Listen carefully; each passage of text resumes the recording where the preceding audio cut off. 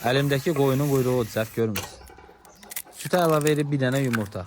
Bunu qarışdırırıq. Üstünə duz vururuq biraz gözəl və üstünə əlavə edib un. Un əlavə elədikcə durmadan qarışdırırıq. Duru bir dənə uxtur alınır. Arılara salam verib ocağımızı qalıyırıq qəşəng. Qoyun quyruğun qəşəng sacın hər tərəfinə yeridirik. Altdan üstdən göstərirəm. Çömçənin aşağısından tutub belə dairəvi şəkildə sacın üstünə fırada tökürük tələsmədən. Tələsəz forması alınmayacaq. Bu formada günəşə bənzər bir şey alınır. Bizdə buna maxara deyirlər. Hər iki tərəfini qəşəng bişirəndən sonra götürürsünüz bunu qırağa. Üstünə əridilmiş kərə yağı sürtüb gözləyirsiniz. Üstünə pesokla da yemək olar, balla da, bəkməzlə də, nəyin əksiz yemək olar bunu. Çox ləzzətli olur. Zavtrıqlarda, günorta, ara yerdə fərqi yoxdur. Çox ləzzətli bir yeməkdir. Ayxanı da payladım. Salam aleyküm. Aleyküm salam.